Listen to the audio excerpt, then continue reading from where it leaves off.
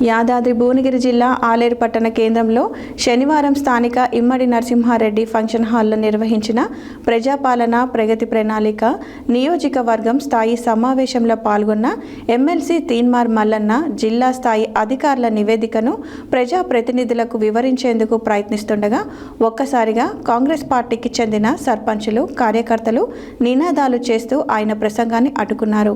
నినాదాలతో సమావేశం కొద్దిసేపు రసబసగా మారింది. పరిస్థితిని నియంత్రించేందుకు ఆలేరు ఎమ్మెల్యే బీర్ల ఐలయ్య జోక్యం చేసుకొని కార్యకర్తలు సర్పంచ్లను శాంతింపచేయడానికి ప్రయత్నించారు.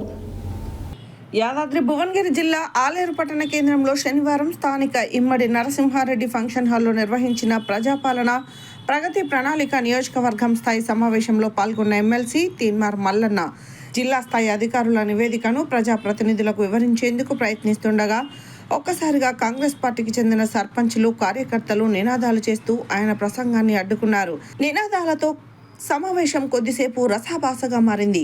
పరిస్థితిని నియంత్రించేందుకు ఆలేరు ఎమ్మెల్యే బీర్ల జోక్యం చేసుకుని కార్యకర్తలు సర్పంచ్లను శాంతింపజేయడానికి ప్రయత్నించారు. అయినప్పటికీ కాంగ్రెస్ శ్రేణులు ఆయన మాటలను వినకుండా మల్లన్న ప్రసంగాన్ని అడ్డుకోవడం కొనసాగించారు. ఈ ఘటనతో సమావేశంలో ఉద్రిక్తత నెలకొనగా కొంతసేపు కార్యక్రమం అంతరాయం కలిగింది. ఈ సందర్భంగా తీన్మార్ మల్లన్న మరింత ఘాటుగా స్పందిస్తూ ప్రభుత్వ పథకాలు ప్రతి ఒక్క లబ్ధిదారుడి ఇంటి తలుపు తట్టాలన్న ఉద్దేశంతో మాట్లాడుతున్నాను. ఇది రాజకీయ సభ కాదు, ప్రజాపాలన కార్యక్రమం. ప్రజల కోసం జరుగుతున్న కార్యక్రమాన్ని అడ్డుకోవడం బాధ్యతారాహిత్యం కాదని, నినాదాలతో అభివృద్ధిని అడ్డుకోవాలని చూస్తే ప్రయత్నాలు ఎంత చేసినా ఫలించవని, ప్రజల హక్కుల గురించి మాట్లాడితే అడ్డుకోవడం అనేది ప్రజలను అవమానించడం వంటిదని అన్నారు. ఇక్కడ రాజకీయం చేయాలనే ఉద్దేశంతో గందరగోళం సృష్టించడం సరైనది కాదని తీవ్రంగా మండిపడ్డారు. దీన్ని బట్టి సంక్షేమ పథకాలు ఏ విధంగా ముందుకు పోతున్నాయో మనం అర్థం చేసుకోవచ్చు. ఇక ఇందిరమ్మ చీరల పంపిణీ ఆలేరు నియోజకవర్గంలో 28,644 మంది ఆడవాళ్ళకి ఇప్పటిదాకా చీరియలే, చీర పంపిణీ జరగలే.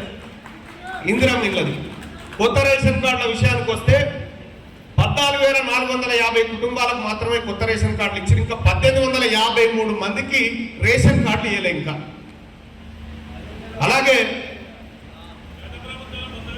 గత ప్రభుత్వం అసలే ఇవ్వలే. గత ప్రభుత్వం